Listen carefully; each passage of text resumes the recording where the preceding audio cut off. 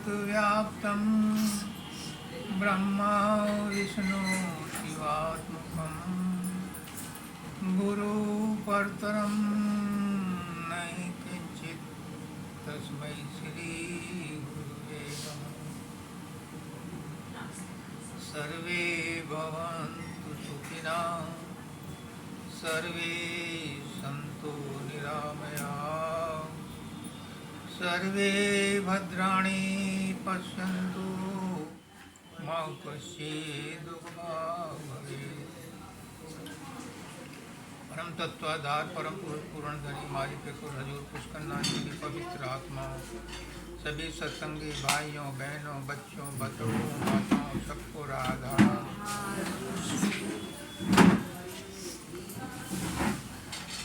आज हम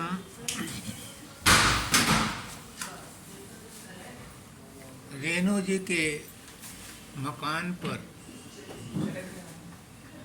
नया मकान खरीदा है, सत्संग के लिए आमंत्रित हुए हैं। तो सबसे पहले आज मैंने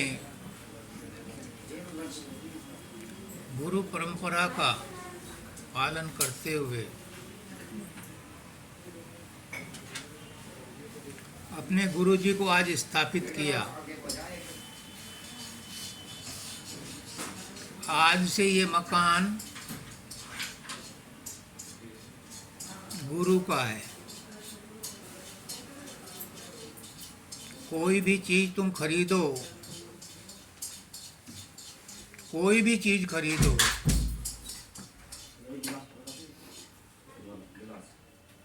मन में ये धारणा करो कि ये भगवान की है, भगवान के लिए खरीदी है, भगवान ने खरीदी है और हम इसमें रहते हैं। एक बार सभी अपने मोबाइल जो है ना म्यूट कर लीजिए प्लीज। कोई भी चीज जब हम खरीदते हैं ये समझ के खरीदो कि ये परमात्मा की है, हमें इस्तेमाल करने के लिए मिली है। तो उसमें क्या होगा, अपनी समझ के उसे इस्तेमाल करोगे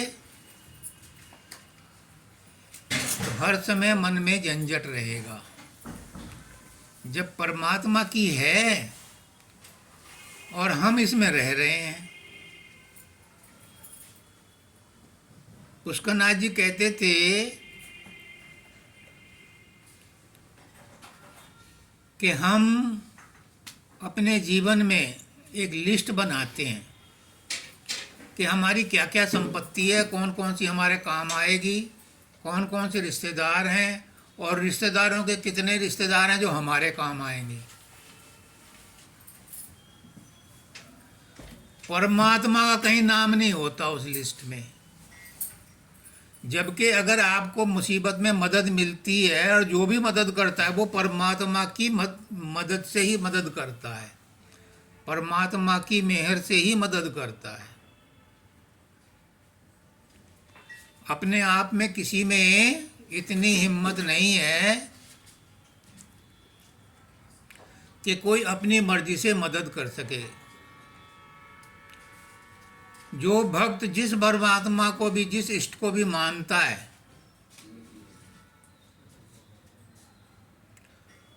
जो भी देवी देवता उसकी मदद करते हैं, कृष्ण भगवान कहते हैं कि वो मेरी इच्छा से ही उनकी मदद होती है और उसी रूप में होती है जिस रूप में वो पूजता है। तो अगर हम ये कहें कि ये मकान परमात्मा का है तो परमात्मा के मकान में हम रह रहे हैं, एक सुकून मिलता है। हम अपने मकान में रह रहे हैं तो इस मकान को साथ लेके जाना चाहिए। कोई साथ लेके नहीं जाता।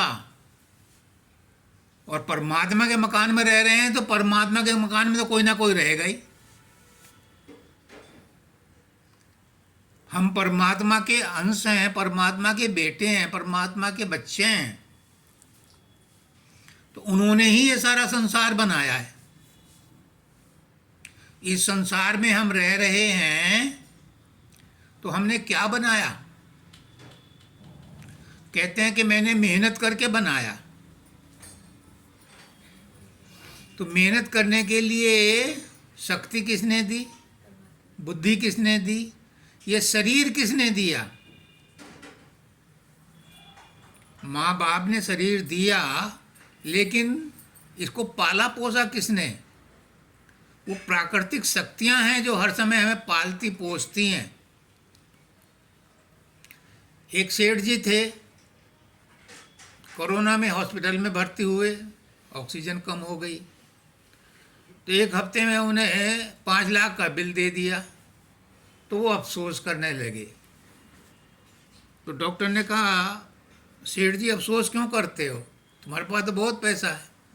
उसने कहा इस बात का गम नहीं है, गम इस बात का है कि 80 साल से मैं फ्री ऑक्सीजन ले रहा हूं, मैंने आज तक परमात्मा को धन्यवाद नहीं दिया, और आपने एक हफ्ते में 5 लाख का बिल दे दिया, अब मुझे धन्यवाद देना पड़ रहा है।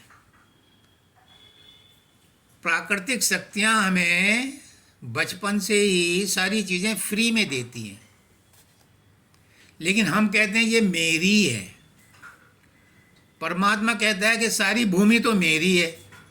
ये कैसे कह रहा है कि ये तेरी है, ये मेरी है? ये बंटवारा किसने क्यों कर लिया? और जब बंटवारा कर लिया तो फिर परेशानी मोल ले ली। तो पुष्करनाथ जी कहते हैं वसुदेव कुटुंबकम, ये सारा परिवार जितना भी है, सारी सृष्टि जितनी भी है, ये वसुदेव की है, ये परमात्मा की है। हमने 2002 में दिल्ली में एक छोटा सा मकान लिया था, प्राइवेट बिल्डर का था। तो उसने 3 फ्लोर थे और 1 फ्लोर पे 2 फ्लैट थे।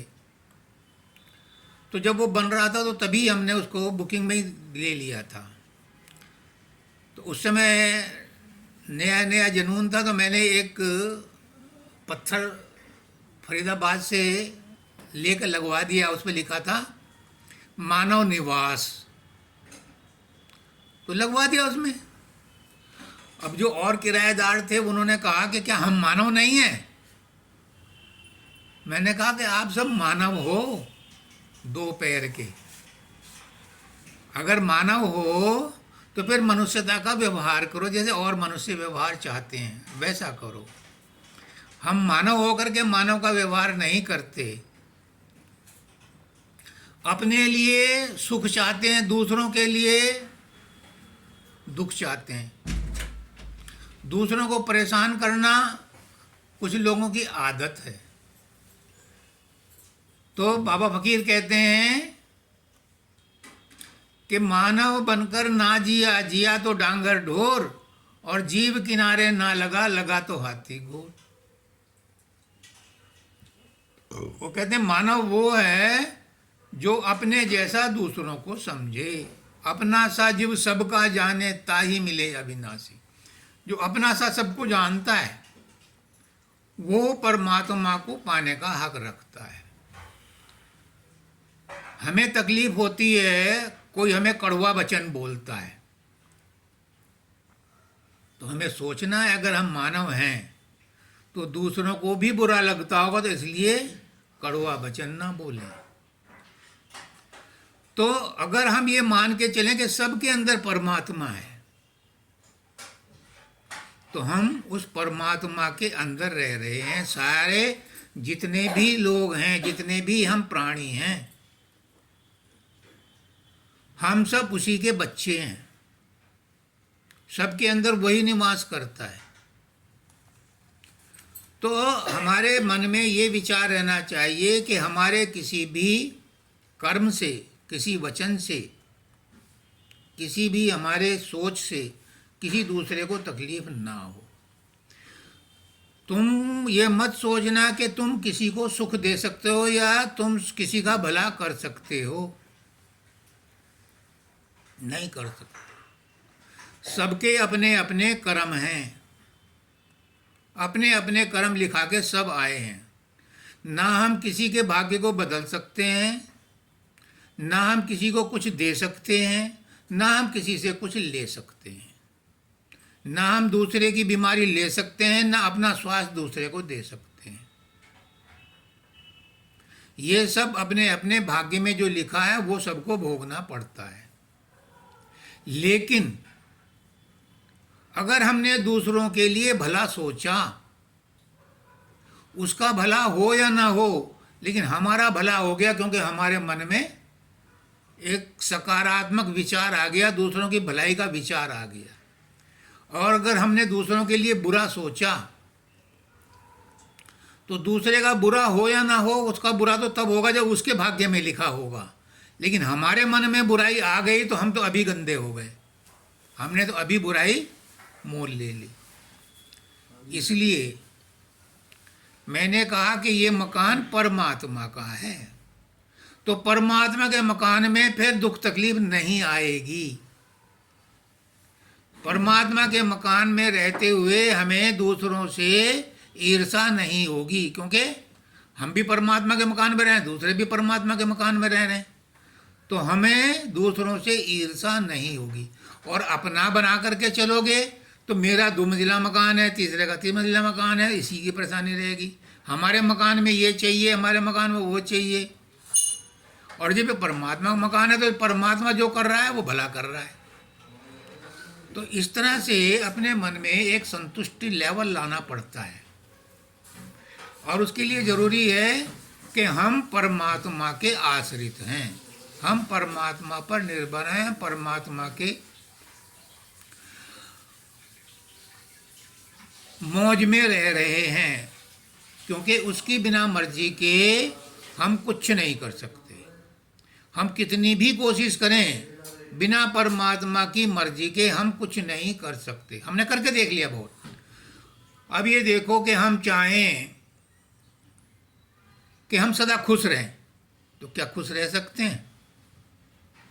दुख तकलीफ इसमें आती ही रहती है। तो अगर हमने सोच लिया कि हम परमात्मा के मौज में रह रहे हैं, उसी की ये मर्जी से रह रहे हैं, तो दुख तकलीफ भी उसी की। तो इस तरह से एक अपने मन में हम सब परिवार के सदस्य हैं, हम सब गृहस्थी हैं। तो गृहस्थियों का सबसे बड़ा फर्ज है कि अपने आप भी सुखी रहो और दूसरों को सुखी रखो। हम दूसरों को सबको सुखी नहीं रख सकते, लेकिन मन से तो चाह सकते हैं, उसमें तो कुछ हमारा बिगड़ता नहीं। और मन से चाहना, मैंने बोला अभी, सर्वे भवन्तु सुखिना, सर्वे सन्तु निरामया, सर्वे भद्राणि पश्यन्तु, माँ कश्चित् दुख भाग भवे। हे परमात्मा, सब सुखी हों, सब निरोग रहें, सब साधन संपन्न हों। अब सब होते हैं या नहीं होते, ये तो सबके अपने अपने कर्म हैं, लेकिन हमने भावना की तो परमात्मा इसलिए खुश होता है कि ये मेरे बच्चों के लिए प्रार्थना कर रहा है। तो जो प्रार्थना कर रहा है दूसरों की भलाई के लिए, उसका भला परमात्मा खुद करता है। जो दूसरों को रोटी खिलाता है वो भूखा नहीं रहता, जो दूसरों का भला करता है उसका बुरा नहीं होता, और अगर होता है तो समझ लो कि कोई प्रारब्ध कर्म आड़े आ गया। इसलिए मैंने आज ये स्टार्ट किया कि नया मकान लिया है तो नई सद्भावनाएं, नई शुभकामनाएं इस घर में प्रवेश करनी चाहिए। ऐसा व्यवहार करो, ऐसा व्यवहार करो आपस में, जितने भी प्राणी इस कमरे में रहते हैं, इस मकान में रहते हैं, कि दूसरों के ऊपर भी इसका प्रभाव पड़े, आपकी भावनाओं का दूसरों पर भी प्रभाव पड़े। अगर हम अपने घर में सुख शांति से रहते हैं, अगर हम अपने घर में शुभ विचारों से रहते हैं, तो ये भावनाएं ट्रैवल करती हैं, दूर दूर तक जाती हैं, और आपने देखा होगा गांव में अगर कोई जला भुना आदमी गुस्से में रहता है, बाद बाद में ईर्ष्या करता है, तो वो खुद भी बीमार रहता है, उसके घर वाले भी बीमार रहते हैं। अगर स्वस्थ रहना है तो स्वास्थ्य के बारे में सोचो। जहाँ जैसा सोचते हो वैसा हो जाता है। ये परमदयाल जी कहते हैं कि जो जैसा सोचता है वैसा वो बन जाता है, उसकी सोच वैसा बना देती है। पहले हमने देखा कि गरीब आदमी गरीब ही हुआ करते थे, क्योंकि वो गरीबी के बारे में ही सोचते थे। तो जो जिसके बारे में सोचता है वो वैसा हो जाता है, प्रकृति उसे वैसा ही बना देती है। आजकल उन गरीबों के बच्चे ज़्यादा सक्सेसफुल होते हैं, क्योंकि वो ऊंचा सोचते हैं। इसलिए मैं कहता हूं कि हमेशा भला सोचो तो आपका भी भला होगा। हम दुनिया भर का भला नहीं कर सकते, हमारे पास साधन इतने नहीं हैं कि हम सबका भला कर सकते, लेकिन मन से तो सबका भला कर सकते हैं। मन से सबके बारे में सोच सकते हैं कि सब सुखी रहें, सब स्वस्थ रहें, सब निरोग रहें, सब साधन संपन्न हों। तो चूंकि ये सारी प्रकृति, ये सारे जनसंख्या, ये जितने भी आदमी हैं, ये सब परमात्मा के ही बच्चे हैं। तो परमात्मा के बच्चों के लिए जब तुम दुआ करोगे तो तुम्हारे ऊपर दुआ अपने आप आएगी। इसलिए सबसे पहली बात आज सत्संग में स्टार्टिंग में ये है कि शिव संकल्पम अस्तु। अपने संकल्प को शिव करो, शुद्ध करो और मानवीय संकल्प करो, सबका भला हो। हे मालिक सबका भला कर। तो जो सबका भला चाहता है उसका भला अपने आप हो जाएगा। नए स्थान में आकर के एक फूल है, कहते हैं फूल पर कोई भी प्रभाव बहुत जल्दी पड़ता है, क्योंकि ये पवित्र है। इस पर आपकी भावनाओं का बहुत एकदम असर पड़ता है। एक लाइव एग्जांपल बताता हूँ। बाबा फकीर के पास होशियारपुर में कोई एक पड़ोसी था, उसके बच्ची पैदा हुई तो वो 3 दिन से रो रही थी, दूध भी नहीं पिया, रोती रोती रोती रोती रोती रही। सारे डॉक्टरों ने देखभाल कर लिया, कुछ नहीं असर हुआ। किसी ने कहा यार तुम्हारे पड़ोस में तो संत रहते हैं, उनसे मशवरा कर लो। तो बाबा फकीर ने कहा, जब बाबा फकीर के पास आए, उन्होंने कहा कि अच्छा पहले ये बताओ कि उस लड़की को सबसे पहले किसने टच किया था। नेचुरली बताया कि दाई थी। उस दाई को बुलाओ। दाई से पूछा कि बेटी एक बात बता कि तू जिस समय ये बच्चा जन रही थी तो दुखी थी? हाँ मेरा भाई 3 दिन पहले मर गया था, मैं उसमें से आई थी उठ के। तो वो उस बात को समझ गए कि ये दुख का कारण इस लड़की को उस आदमी के टच करने से हुआ है। तो उन्होंने फूल मंगाए एक टोकरी भर के, और उन फूलों पर अपनी रेडिएशंस दी और कहा कि इस बच्ची को इसमें लिटा दो। घंटे भर के अंदर वो बच्ची ठीक हो गई। जो डॉक्टरों ने इतने दिन 3 दिन तक इलाज किया उसका कोई इलाज नहीं हुआ। इन फूलों में बहुत ग्रहण करने की शक्ति है। तो इस नए मकान में जो पॉजिटिव रेडिएशंस हैं वो फैलें।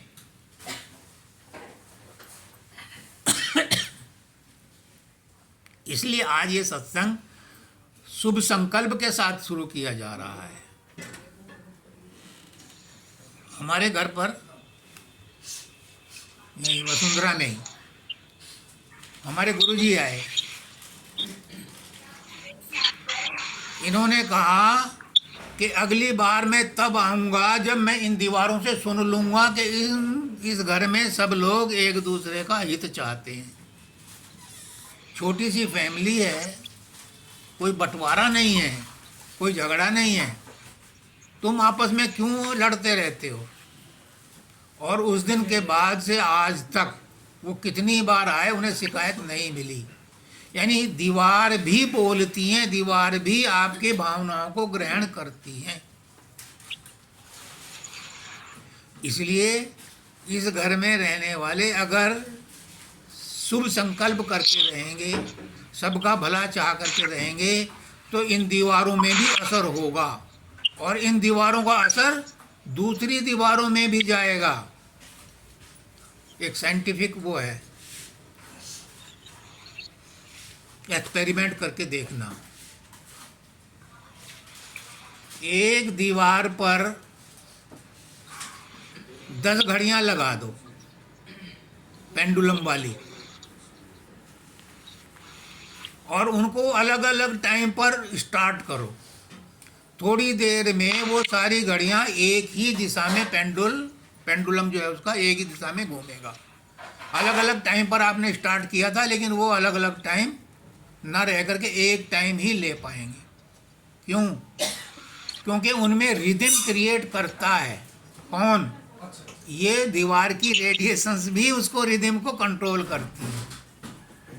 इसलिए हमारे विचार दीवारों में भी जाते हैं, फर्नीचर में भी जाते हैं, हर चीज में जाते हैं। क्यों? क्योंकि जो सांस हम लेते हैं, ये सांस किससे कनेक्टेड है?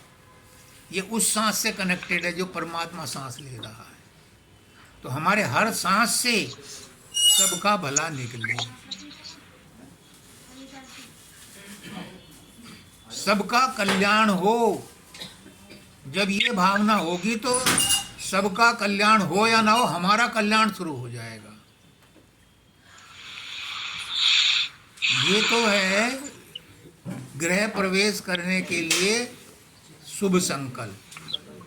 अब आज पढ़ते हैं, मनसा होगी तेरी पूरी,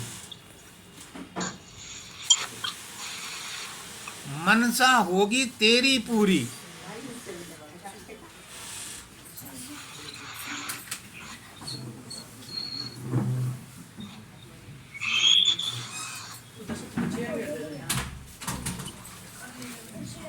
आप सबकी मनसा पूरी होगी।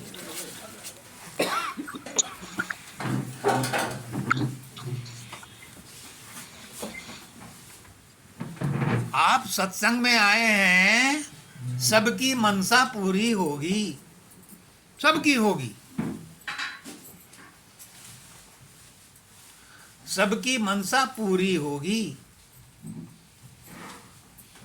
पर वो मनसा ऐसी होनी चाहिए कि जिससे सबका भला हो। किसी को नुकसान देने की मनसा मन में मत रखना, क्योंकि उसका बुरा तो तब होगा जब उसके भाग्य में होगा, पर आपने उसके बारे में बुरा सोच लिया तो आपका बुरा तो आज ही हो गया, आपका मन तो खराब हो गया। तो शब्द में कहते हैं मनसा होगी तेरी पूरी, पर कुछ तो तुम्हें भी करना पड़ेगा। मनसा तो पूरी होगी,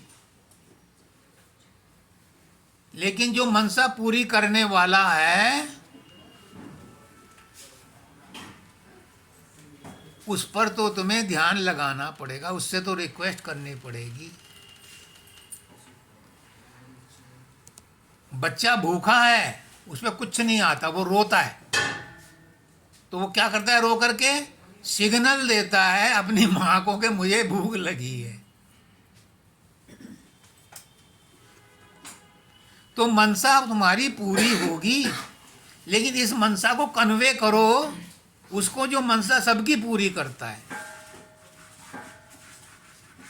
उसे, उसका कोई नाम नहीं है और सभी नाम उसके हैं।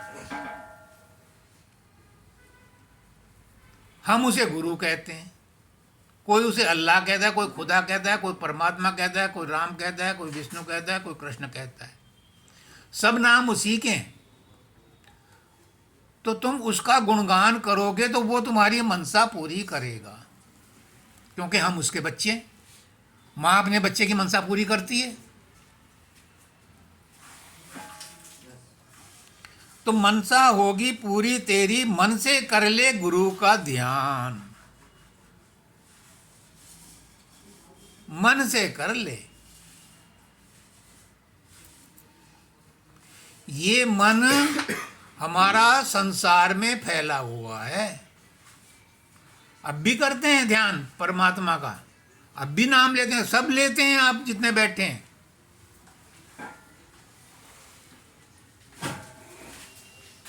लेकिन वो परमात्मा का नाम लिया हुआ, ध्यान किया हुआ काम नहीं आता। क्यों? क्योंकि एकाग्र मन से नाम नहीं लिया गया। तो कहते हैं मन से कर ले गुरु का ध्यान, यानी एकाग्र मन से उस प्रभु का ध्यान कर ले। अगर मन एकाग्र है और तुमने कोई चीज मांगी तो वो मिलेगी। एक सत्संगी मिले, हम बेंगलोर गए, तो उन्होंने मुझसे कहा कि मुझे मुक्ति चाहिए। और मैंने कहा कि आज तक तो किसी ने मुक्ति मांगी नहीं। आपने मांगी है तो आपको मुक्ति मिलेगी, जरूर मिलेगी, पर शर्त एक है, बिना शर्त के नहीं मिलेगी। क्या? कि इस मुक्ति की मांग के अलावा कोई और मांग अपने मन में मत रखना।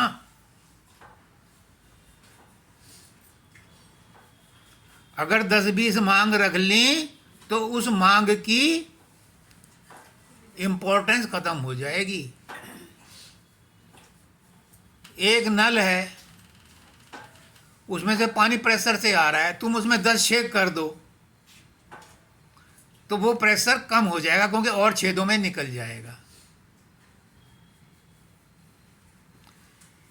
तो अगर हम परमात्मा से कोई चीज मांगते हैं तो ये नोट कर लो। आज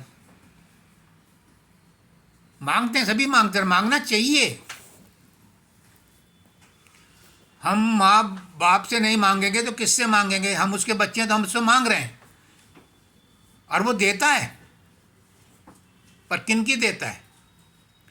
जो एकाग्र होकर के मांगते हैं। मन में 10 बातें दिमाग में चल रही हैं और आपने भगवान की पूजा कर ली तो वो मांग वहां तक नहीं पहुंची, स्ट्रांग थी नहीं। अगर सिंगल आपका मन एकदम से एकाग्र है और आप मांग, उदाहरण बताऊं, आपने पिक्चर देखी, आप ये एपिसोड देखते हो टीवी में,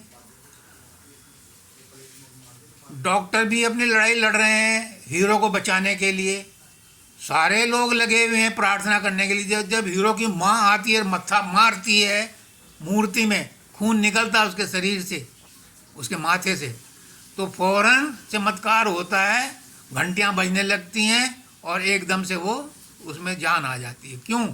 उस समय मन में कोई और विचार था ही नहीं। एक मन को एकाग्र करके अगर आप कोई प्रार्थना करोगे तो वो पूरी होगी। कहते हैं बच्चों को पढ़ने के लिए, बच्चा पढ़ता है लेकिन याद नहीं रहता। क्यों? क्योंकि जब वो पढ़ता है 10 चीज दिमाग में रहती हैं, एकाग्र मन से नहीं पढ़ता। एकाग्र मन से पढ़ेगा तो वो वहाँ रुकेगा, जो पढ़ेगा वो रुकेगा, उसका फायदा होगा। तो यहाँ कहते हैं कि मन से कर ले गुरु का ध्यान, यानी इस मन से और भी चीज सोचते हो, पर जब गुरु का ध्यान करो तो और चीजें मत सोचो। एक ही तरफ, एक ही जगह अपने मन को लगा करके तब वो मांगो, परमात्मा से फौरन मिलेगा। पर एकाग्रचित हो तब। मूल नाम गुरु नाम है और मूल रूप गुरु रूप। मुख्य बात ये है कि सारे परमात्मा जितने भी देवी देवता हैं, चाहे वो हिंदुओं के हों, जैनियों के हों, मुसलमानों के हों, सिखों के हों, किसी के भी हों, मूल रूप से तो एक ही है। मूल रूप से तो एक ही है, उसका कोई नाम नहीं, और सब ने अपने अपने ढंग से नाम रख लिया और सबको वो उसी भावना से, जिस भावना से हम उसको याद करते हैं, उसी रूप में हमारा काम करता है। देवी देवता भी उसी की शक्ति से आपको आशीर्वाद देते हैं, आपका काम करते हैं। तो मूल रूप से तो वो एक ही है, और हम संत मत में उसे गुरु कहते हैं। गुरु परमात्मा का ही रूप है। परमात्मा इतना बड़ा है, इतना विराट है, इतना बड़ा है कि अर्जुन को तो दिव्य दृष्टि दी थी कृष्ण ने, तब भी वो उसे झेल नहीं पाया। त्राहिमाम कह करके उसने कहा कि मुझे तो ओरिजिनल रूप, छोटा ही रूप दिखाओ। वो परमात्मा जिसने अरबों खरबों सूरज चांद तारे बनाए हैं, और इतने इतने ब्रह्मांड जो हमारी सृष्टि वो है, परमेष्ठी, ये जो हमारी आकाश गंगा है, इतनी जाने कितनी है ऐसी, तो वो इतना बड़ा परमात्मा धरती पे नहीं आ सकता। हमारा सूरज 1 किलोमीटर नीचे आ जाए तो धरती जल के राख हो जाएगी, और उसने तो हजारों करोड़ों ऐसे सूर्य बना रखे हैं, वो अपने आप नहीं आ सकता, कहाँ टिकेगा। 52 अवतार में जब आए थे विष्णु जी, तो 3 पग भूमि मांगी थी और 2 में ही सब कुछ खत्म कर दिया, अब तीसरा कहाँ रखूं। तो बलि भी भक्त था, उसने कहा कि दान देने वाला उस संपत्ति से बड़ा होता है जो उसने संपत्ति आपको दान दी है। तो दोनों तो आपने लोग नाप लिए, अब तीसरा मेरे माथे पे रखो। तो वो परमात्मा यहाँ धरती पे कैसे आ जाएगा? आता है, वो गुरु के रूप में आता है, वो मनुष्य के रूप में आता है, वो राम के रूप में आता है, वो कृष्ण के रूप में आता है। क्योंकि हम जैसे छोटे इंसान उससे बात कर सकें, हमारी भाषा में बात कर सके, हमारी समस्याएं समझ सके, इसलिए वो मनुष्य के रूप में आता है, और हम उसको गुरु कहते हैं। गुरु क्या है? गुरु परमात्मा का ही रूप है। गुरु शरीर नहीं है।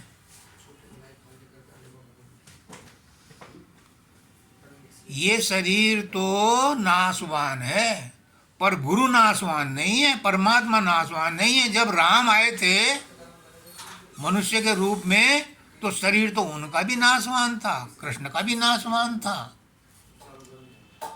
तो शरीर में जो आएगा वो तो नाशवान होगा ही, लेकिन उसके अंदर जो तत्व बैठा है, वो तत्व अविनाशी है। इसलिए उसे कहते हैं कि तू अविनाशी अजर अमर है, तू सबका आधारा है, सब रहते हैं तेरे सहारे, तू ही सबका सहारा है। वो अविनाशी है, सब कुछ उसके सहारे है, सब उसके सहारे रहते हैं, और वो निराधार होकर के सबका आधार है। निराधार आधार जगत का, मरम न कोई लख पावे, जब तू अपना रूप दिखावे, समझ में तब कुछ कुछ आवे। वो जब अपना रूप अपने आप प्रकट करता है, तब समझ में कुछ कुछ आता है। कबीरदास जी भी कहते हैं, जेहि जाने तेहि देहि जनाई, और तुम्हें ही जाना ही तुम्हें ही हो जाई। कबीरदास भी कहते हैं कि जिसे तुम जनाना चाहते हो अपने बारे में, वो तुम्हारे बारे में जान जाता है, और फिर जान करके क्या हो जाता है उसका, वो तुम जैसा ही हो जाता है। तो गुरु क्या करता है, गुरु अपना ज्ञान दे करके तुम्हें यहाँ नहीं छोड़ता, अपने जैसा ही बना लेता है। तुम में वो परमात्मा का ज्ञान आ जाता है कि तुम अपने आप को पहचानने लगते हो, तो परमात्मा को भी पहचानने लगते हो, और जो परमात्मा को पहचानने लगता है वो परमात्मा ही हो जाता है। इसलिए पहचान ले अपने आप को, तो इंसान खुदा है। जाहिर में गो खाक है मगर खाक नहीं है, जलवों की खता क्या जो दिखलाई नहीं देते, खुद देखने वालों की नज़र पाक नहीं है। हम इंसान आप सब परमात्मा की चॉइस्ड विशेष प्राकट्य हो। परमात्मा ने आपको विशेष अधिकार दे करके मनुष्य योनि दी है, क्योंकि इस मनुष्य योनि में ही हमें आवागमन से छुटकारा मिल सकता है। तो इसलिए इस मनुष्य योनि में प्राप्त होना, मनुष्य योनि का प्राप्त होना अपने आप में एक बहुत भाग्यवान चीज़ है कि आपको मनुष्य योनि मिली है। इसका मतलब परमात्मा की तरफ से आपका ये आखिरी जन्म है।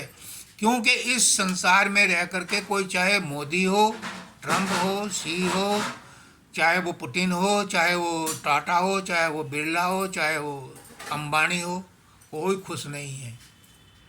सब दुखी हैं, कोई छोटा दुखी है, कोई बड़ा दुखी है, हर इंसान दुखी है। क्योंकि इस संसार में रह करके, इस संसार के 5 तत्वों में रह करके, इस संसार का भोजन करके इसमें वो मसाला लगा हुआ है कि दुख तो होगा। तो मनुष्य योनि इसलिए मिली है कि इस मनुष्य योनि में इस संसार को छोड़ करके उस परमात्मा के पास चले जाओ जो हमारा असली माता पिता है। हम इस देश के रहने वाले नहीं हैं, सब परदेसी हैं। तो अपने परदेश में रह करके हम खुशी खुशी रहें और याद रखें अपने घर की।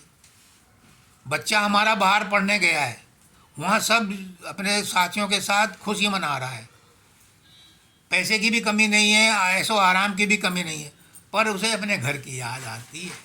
होम सिकनेस उसको भी होती है, यार अपना घर तो अपना घर ही होता है, अपने घर चलो। तो हमारा घर वो परमात्मा का घर है, जहाँ से हम आए हैं, हमें वहाँ जाना है।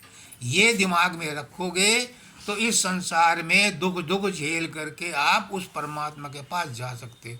और जो उसे भुला देगा, फिर बाद में कहोगे कि अब परमात्मा का नाम ले लें, तो फिर परमात्मा का नाम वो कहेगा कि तब तुम्हें फुर्सत नहीं थी, अब मुझे फुर्सत नहीं है। एक बुढ़िया आई वहाँ पर धाम पर पुष्कर राज जी के पास, बोली महाराज जी मैं बहुत दुखी हूँ। तो महाराज जी बोले जब सुखी थी मेरे पास आई थी।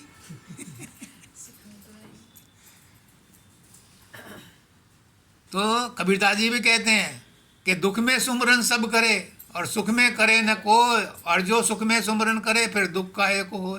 इसलिए अब आप अच्छी हालत में हो, हट्टे कट्टे हो, शरीर काम करता है, इस समय परमात्मा का नाम लेने का समय निकाल लो। फिर सोचो कि बुढ़ापे में याद करेंगे तो बुढ़िया गाय को तो पंडित को भी दान नहीं देते, उस समय बैठा भी नहीं जाएगा, पैरों में वैसी दिक्कत रहेगी, पड़ोथी भी नहीं लगेगी। तो अभी जब समय मिला है, अभी उसको याद कर लो। अपना इतना ही फर्ज निभा लो कि मैं तेरी हूँ, तू मेरा है। आगे कहते हैं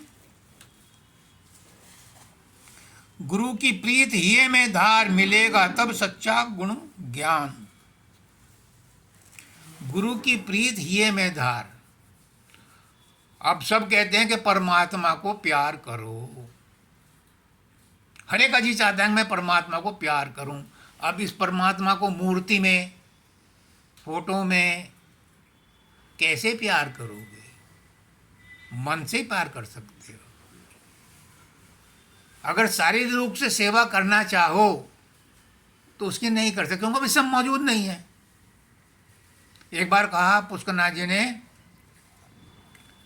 कि राम ने सबरी को तारा था, क्योंकि उस समय वो उनके सामने मौजूद थी। अहिल्या को भी तारा था, वो पत्थर के रूप में उस समय मौजूद थी। तो जो उस समय मौजूद है जिस अवतार के सामने, वो उसको तार देगा। विभीषण को भी तारा था, बाली को भी तारा था, सुग्रीव को भी तारा था, क्योंकि सब मौजूद थे।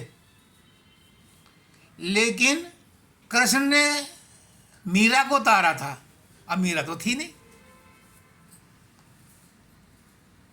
मीरा को तारा, वो सशरीर गई, तो कैसे तारा? गुरु ने तारा। अगर परमात्मा मौजूद नहीं है तो उसका रिप्रेजेंटेटिव गुरु आया हुआ है, वो तुम्हें तारेगा। तो कहते हैं गुरु की प्रीत ही में दार। अगर तुम परमात्मा से प्रेम करना चाहते हो तो जो मौजूद गुरु है उससे प्रेम कर लो, तो वो प्रेम वहां तक पहुंच जाएगा। क्यों? बिजली के सॉकेट में उंगली लगाओ, उसमें करंट है, तो तुम्हारे अंदर भी करंट आ जाएगा, और तुम्हें जो पकड़ेंगे वो सबके अंदर करंट आ जाएगा। ऐसे ही गुरु के अंदर भी करंट है परमात्मा का, जो उसे पकड़ेगा उसके अंदर भी परमात्मा का करंट आ ही जाएगा।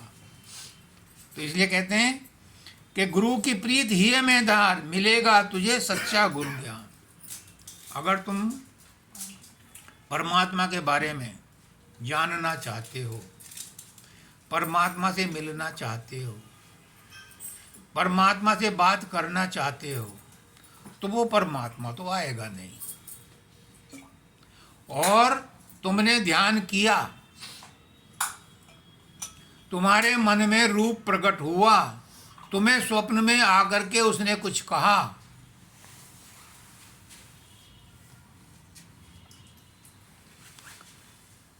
तो ये मन का खेल है।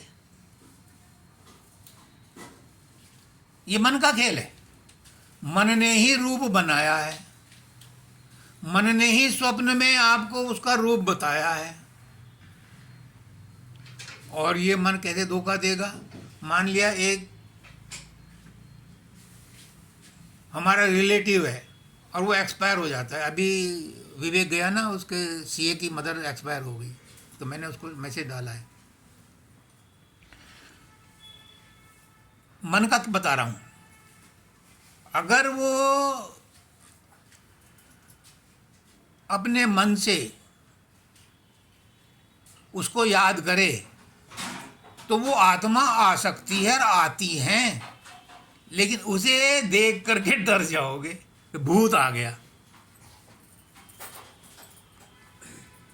इसलिए मन के रूप जो बनते हैं उन पर ज़्यादा विश्वास मत करो। जो आपकी आत्मा है, जब वो आपको कहे कि ये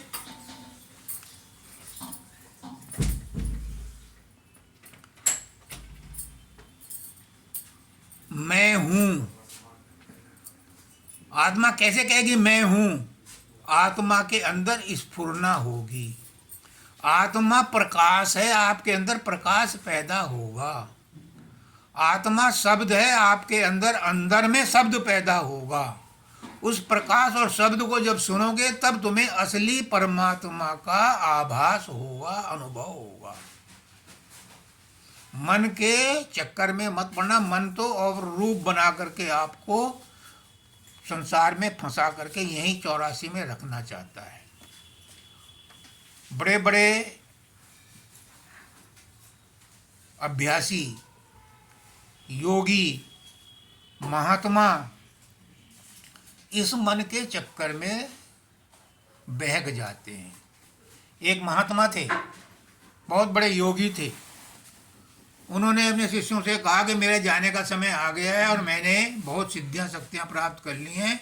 ये मैं घंटा बांध रहा हूँ, जब मैं जाऊँगा तो ये घंटा बजेगा, तुम समझ लेना कि मैं स्वर्गलोक पहुँच गया। अब वो एक दिन शरीर छोड़ दिया उन्होंने और वो घंटा नहीं बजा। तो उनके गुरु भाई आए, तो उन्होंने कहा कि भाई हमारे गुरु भाई कहाँ हैं? उन्होंने शरीर छोड़ दिया और हम तो दुखी हैं, क्योंकि उन्होंने कहा था कि जब वो स्वर्ग जाएंगे तो ये घंटा बजेगा, और घंटा बजा नहीं, इसका मतलब हमारे गुरु जी तो अभी स्वर्ग नहीं पहुँचे। तो उन्होंने कहा कि तुमने उन्हें लास्ट में कहाँ लेटाया था? हमारे गांव में तो, क्या सभी गांव में परिपाटी है कि जो जाने वाला होता है, मरने वाला होता है, उसे खाट से नीचे उतार देते हैं। शहरों में तो नहीं करते, लेकिन गांव में तो करते हैं। वो कहते हैं दादा दयाल कि इसलिए उतार देते हैं कि जिंदगी भर तो बंधन रहा, अब उस मरने वालों को ये विश्वास हो जाए कि भाई छोड़ के चलना है, चारपाई भी छोड़नी है, इसलिए उसे उतार करके ज़मीन पर लेटा देते हैं। तो उनसे पूछा कि इनको कहाँ लेटाया था? तो उन्होंने कहा हमने बरामदे में यहाँ लेटाया था। तो उन्होंने कहा मुझे भी लेटाओ। जब वो लेटे तो सामने अमरूद के पेड़ पे एक अमरूद लग रहा था। उन्होंने कहा वो अमरूद तोड़ के लाओ। उस अमरूद में एक कीड़ा, उसे कहा काटो, उसके अंदर एक कीड़ा था। जैसे ही वो कीड़ा नीचे गिरा और घंटा बज गया। तो उनके मन में ये था कि इस अमरूद को मैं अपने परमात्मा को चढ़ाऊं। अब चूंकि वो बीमार थे, वो तो उठ नहीं सकते थे, तो इसलिए वो उसके अंदर चले गए। तो मन ने उन्हें वहां फंसा दिया। अगर उनका गुरु भाई ना आता तो वो उसी में फंसे रहते, और जब तक वो पक करके गिरता, चिड़िया खाती, तब कहीं घंटा बजता। तो कहने का मतलब ये है कि मन के भरोसे मत रहना, अपनी आत्मा पर भरोसा करो। और आत्मा भरोसा करने का मैंने तरीका बताया कि जब एकाग्र चित्त होकर के आप परमात्मा को ध्यान करोगे, अपने आप का ध्यान करोगे, जो संत महात्मा आपको सुमरन ध्यान भजन बताते हैं उसके हिसाब से चलोगे, तो आपके अंदर पहले प्रकाश पैदा होगा, फिर आपके अंदर शब्द प्रकट पैदा होगा, घंटियाँ सुनाई देंगी और शब्द सुनाई देंगे। उस पर जब चलोगे तो वो तुम्हारी आत्मा की अपनी आवाज़ है, आत्मा की अपनी पहचान है। आगे कहते हैं वाद विवाद में से मन हो चंचल तत्व गुरु उपदेश। जो बातों में उलझ जाता है, वाचक ज्ञान में उलझ जाता है, किताबों को पढ़ करके समझता है कि मैंने परमात्मा को पा लिया, उसका भला नहीं होता। क्यों? किताबें तो खुद जिल्द बंद हैं। किताबों में जो ज्ञान है वो किसी गुरु का ज्ञान है। जब वो गुरु था मौजूद, उस समय वो उसको आपको बता सकता था। अभी आप देखो कि कोई डॉक्टर है, बड़ा अच्छा डॉक्टर है, जब वो मर जाता है तो उसके लिखे हुए प्रेस्क्रिप्शन अब काम नहीं आएंगे, अब तो नया डॉक्टर चाहिए। वो आपको देख करके दवा देगा तो आपका मर्ज ठीक होगा। तो उन किताबों को पढ़ करके को दूसरे डॉक्टर जो पढ़ पढ़ करके आ रहे हैं, जब उन किताबों को पढ़ करके दवाई बताएंगे तो वो काम आएगी। किताबों में लिखी हुई दवाइयाँ काम नहीं आएंगी। फिर दूसरी बात, किताबों में जो दवाइयाँ हैं उनके नाम लिखे हैं। मेडिसिन तो केमिस्ट के मिलती है, किताबों की मेडिसिन नहीं होती। किताबों का पन्ना फाड़ के कोई खा ले कि मैंने मेडिसिन खा ली, तो वो दवाई नहीं ठीक करेगी।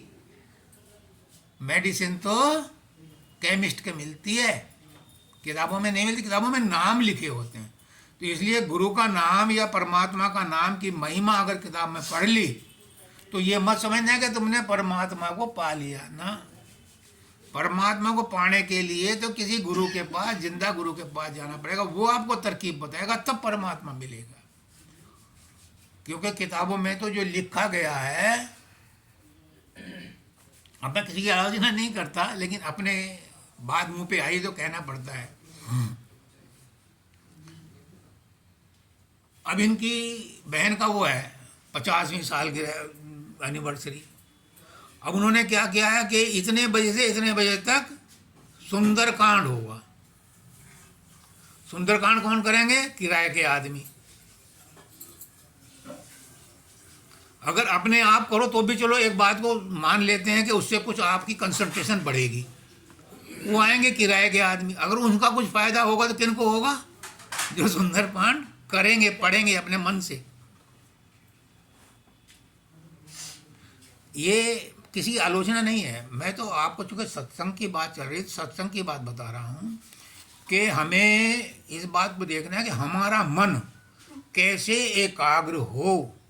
दूसरे हमारे बारे में, भगवान के बारे में चर्चा करते रहें और हम उसे सुने भी ना, हम उसे बोलें भी ना, तो वो हमारे कैसे काम आएगी? दूसरे कहने लगे, मोटी सी बात है, मुझे भूख लगी है, रोटी आप खा लो, तो क्या मुझे मिल जाएगी? जिसको भूख लगी है रोटी उसी को खानी चाहिए। जिसे परमात्मा की भूख लगी है, परमात्मा का नाम उसे ही लेना चाहिए, तो उसके काम आएगा। करे जो गुरु की संगत प्राणी, फिर पड़े न भव की खान।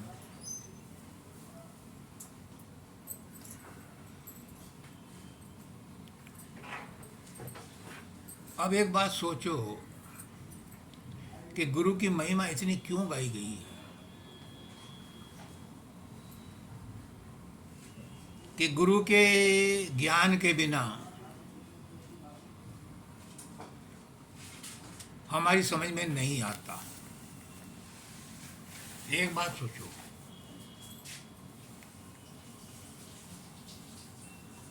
भूल जाओ संत मत को एक मिनट के लिए, अपने जीवन को देखो, अपने संसार को देखो, अपने आसपास देखो। जो बच्चा पैदा होता है, जन्म से लेकर के और जब तक राम नाम सत होता है, उसे बिना गुरु के आज तक कभी कुछ नहीं मिला। माँ उसकी सबसे पहली गुरु है, जो उसे बोलना सिखाती है, खाना सिखाती है, चलना सिखाती है।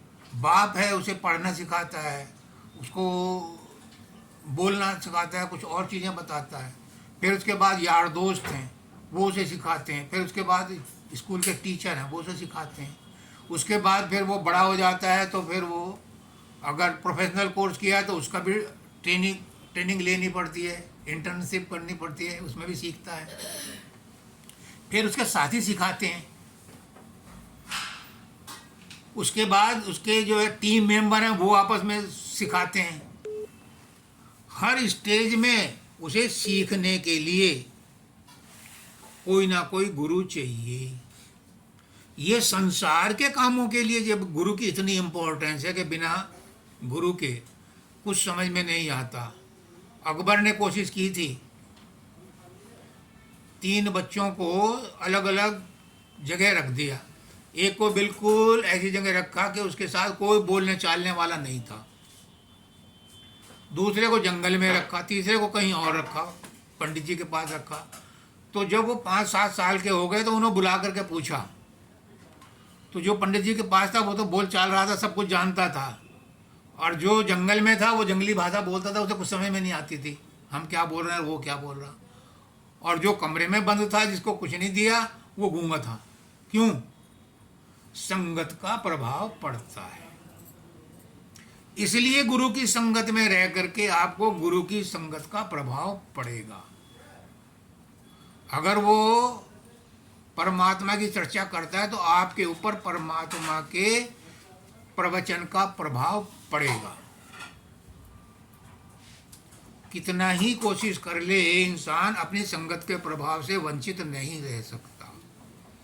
इसलिए गुरु की संगत के लिए बार बार कहा जाता है कि जब गुरु की संगत करोगे तो गुरु जैसे विचार आपके अंदर आएंगे।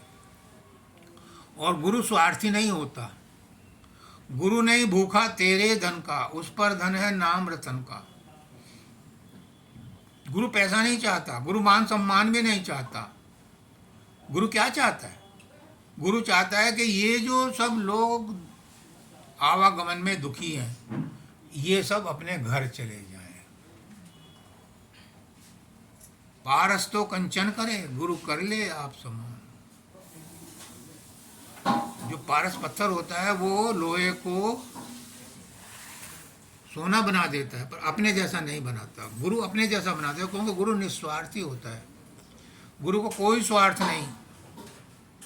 कहते हैं कि गुरु तो एक आदमी भी मिल जाए तो उसी को सत्संग देगा। वो सोचता है कि एक आदमी भी तर जाए तो बहुत है। एक बार क्या हुआ, मैं वहाँ गया हुआ था, बच्चे भी गए थे सब घूमने, तो समुद्र के किनारे खड़े थे। तो समुद्र में लहर आती थी तो मछलियाँ, घोंगे और ये जाने क्या क्या आता था, और कौवे और चील जो है वहाँ तैयार रहते थे उन्हें झपटने के लिए।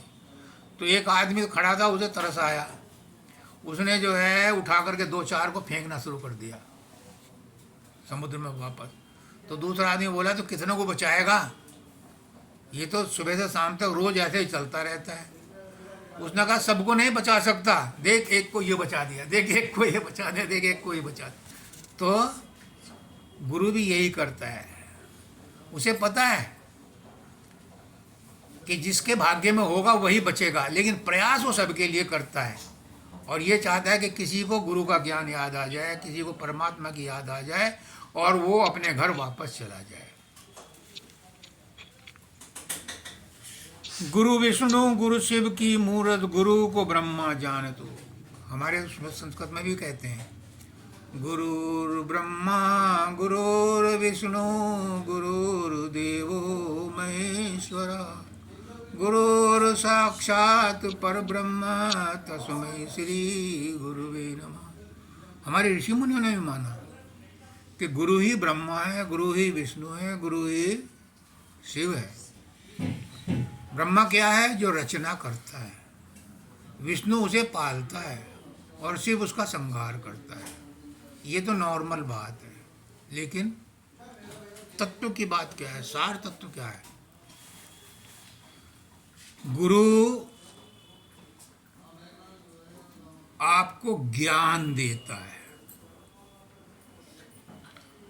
तुलसीदास जी कहते हैं वंदम गुरु पद कंज कृपा सिंधु नर रूप हरि महामोह तम पुंज जासु बचन रवि कर्णिक। गुरु वो ज्ञान देता है जैसे सूर्य के निकलते ही अपने आप प्रकाश हो जाता है।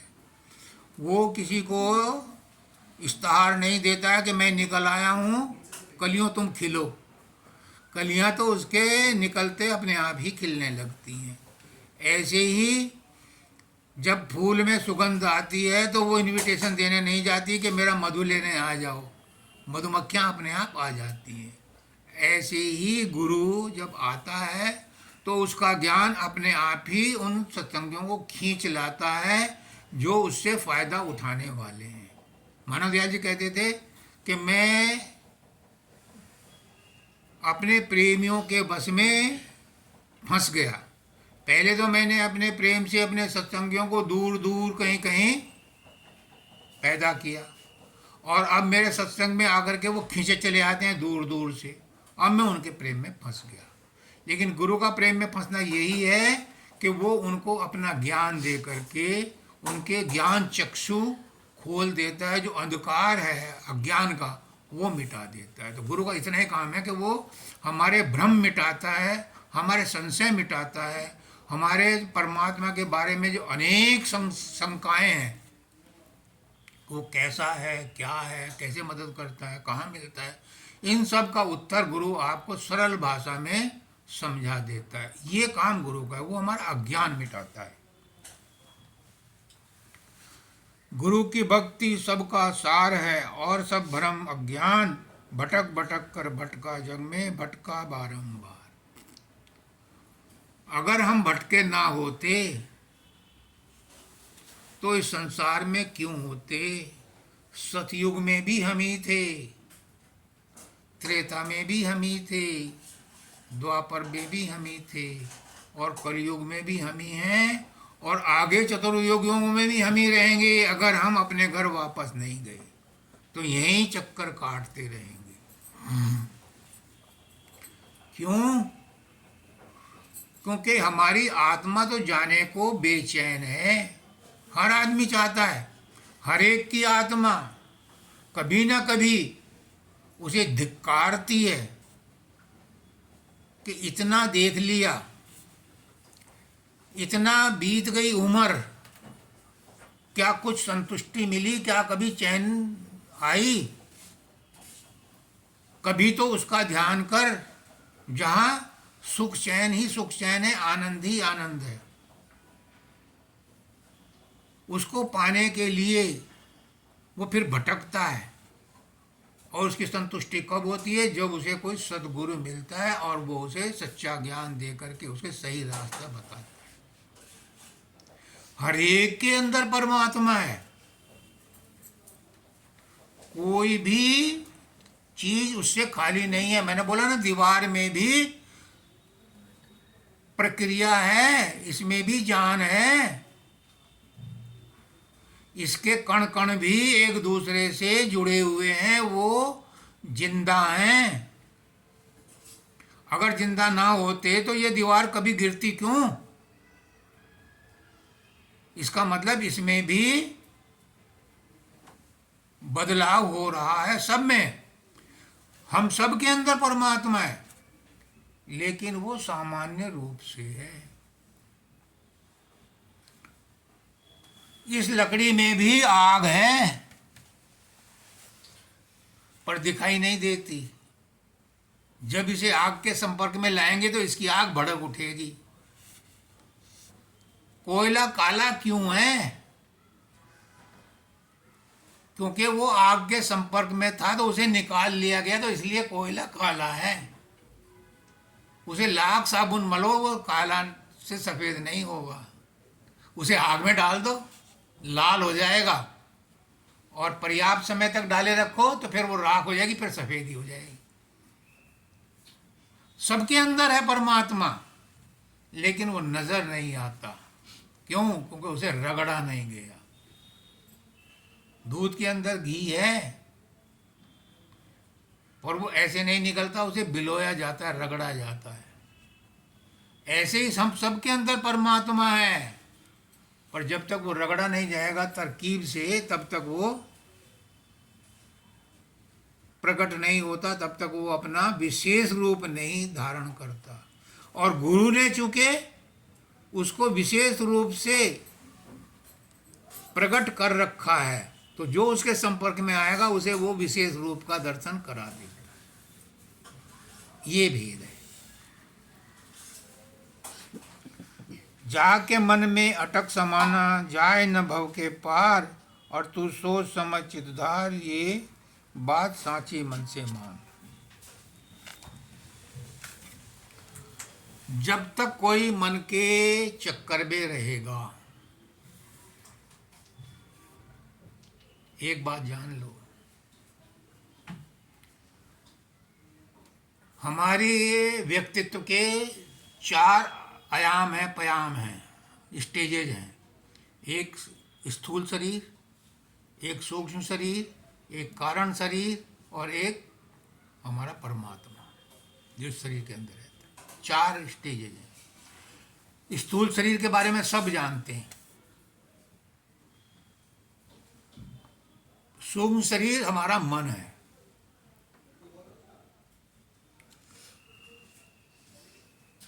हमारे अंदर प्रकाश है, वो आत्मा है।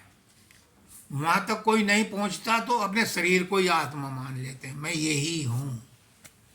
मेरी सोच यहीं तक है कि मेरा नाम राजेश है तो मैं ही राजेश हूं, पर राजेश कोई और है। इस शरीर का नाम राजेश है। ये शरीर तो हर बार छूट जाता है। इस शरीर में हमने हजारों लाखों करोड़ों, बल्कि इस संसार में कोई ऐसा घर नहीं जहां हमने जन्म ना लिया हो। मृत्यु के बाद हमारा नाम और पता ही बदलता है, और कुछ नहीं बदलता, हम वही रहते हैं।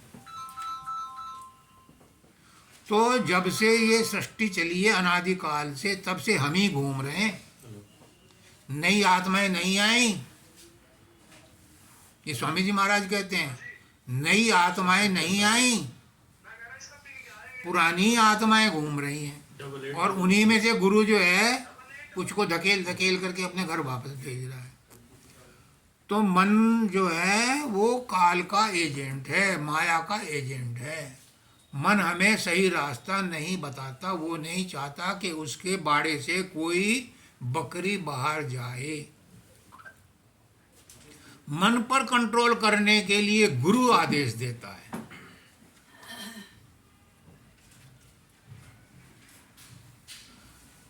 गुरु से ही मन डरता है।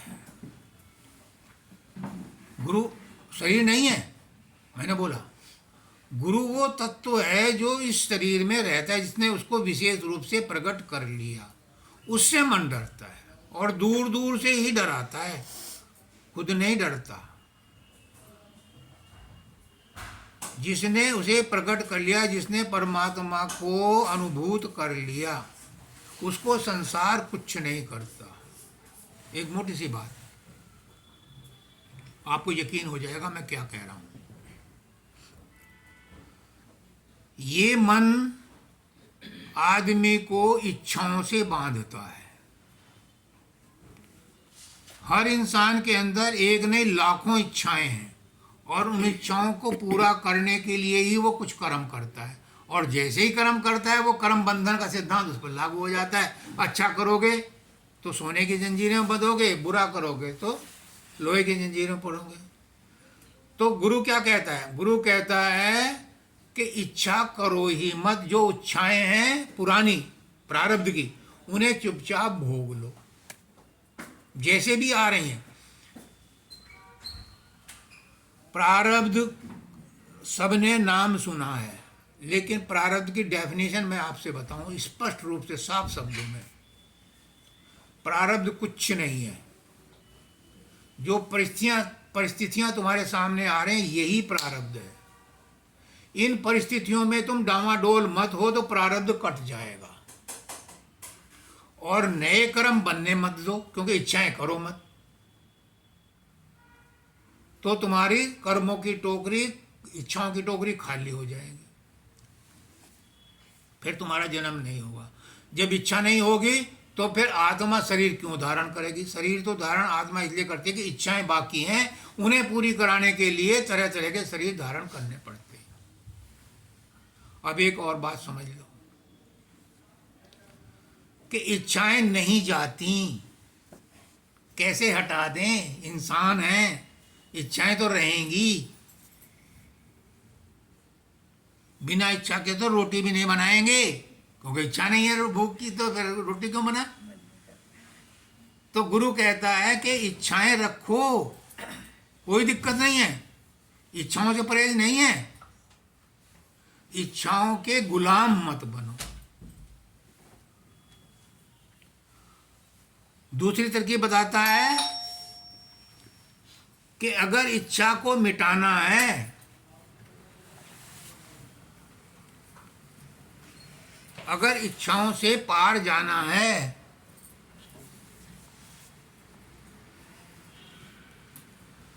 तो ऐसी नाव पकड़ो जो इस इच्छाओं के सागर से आपको बाहर ले जाए। इच्छाएं तो रहेंगी, क्योंकि इंसान है। कुछ भी इच्छा नहीं रहेगी तो पेट की इच्छा तो रहेगी, पेट भरने की इच्छा तो रहेगी। तो वो कहते हैं कि ऐसी नाव पकड़ो, ऐसे आदमी को पकड़ो जो तुम्हें इच्छाओं से परे ले जाए। तो अगर इच्छाओं का संग नहीं छूटता तो गुरु का संग कर लो। यानी वो इच्छा परमात्मा की इच्छा बना दो कि हे मालिक, ये इच्छा उठी है, तू जान तेरा काम जान। ये करती रहती है। कोई भी इच्छा उठी, ये इच्छा उठी है, तू जान तेरा काम जाने। तो वो इच्छा तुम्हें परेशान नहीं करेगी फिर, क्योंकि परमात्मा को अर्पण हो गई। और जो चीज़ परमात्मा को अर्पण हो जाती है, मेरा को देखो, उसे कह दिया कि ये परमात्मा का प्रसाद है, वो पी गई विष को। तो परमात्मा को जो चीज़ अर्पण कर दोगे वो तुम्हें परेशान नहीं करेगी, फिर परमात्मा की जिम्मेदारी। इसलिए अगर इच्छाओं से परेशान हैं तो उन इच्छाओं को भी कहो कि ये आपकी ये इच्छा पैदा हुई है, आपको अच्छा लगे पूरी करा दो, आपको अच्छा नहीं लगे तो जाने दो। यानी उसको बीच में साक्षी बना लो। तो इस तरह से इच्छाएं तुम्हें 84 लाख योनि में खींच करके नहीं लाएंगी, क्योंकि उसका माध्यम आपने बीच में साक्षी बना लिया परमात्मा। पर परमात्मा पर भरोसा करना बहुत जरूरी है। एक मियाँ बीबी थे, ट्रेन से उतरे, गाड़ी लेट थी। उन्होंने सोचा कि गांव तो इस समय दूर है, सुबह चलेंगे, रात को जंगल भी है। तो पत्नी बोली हाँ बिल्कुल ठीक बात है। अब वो दो ठग थे, उन्होंने सुन लिया। उन्होंने कहा कि बहन जी हम भी उधर ही जा रहे हैं, उसी गांव में, हम 2 के बजाय 4 हो जाएंगे, साथ रहेंगे, कोई दिक्कत नहीं है, चलो चलते हैं।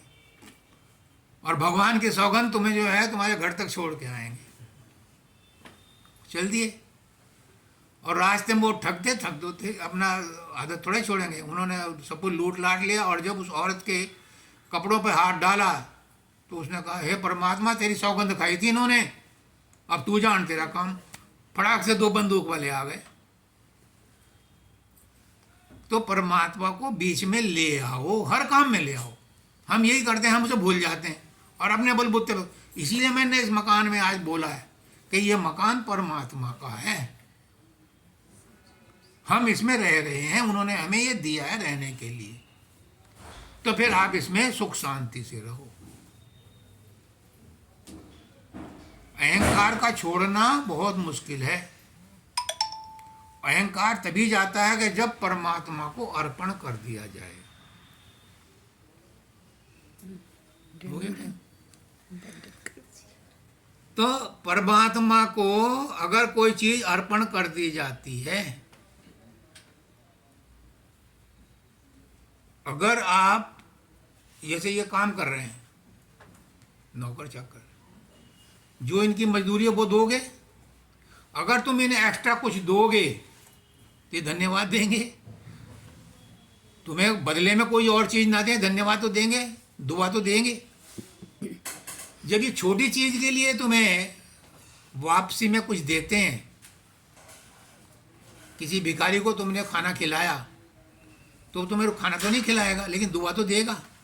तो जब छोटे छोटे आदमी छोटी छोटी चीज़ों के लिए भी हमें वापसी में देते हैं, धन्यवाद देते हैं, दुआ देते हैं, तो परमात्मा का इतना ना शुक्रा है कि तुम्हारी प्रार्थना को वो स्वीकार नहीं करे, उसके बदले तुम्हें कुछ नहीं देगा।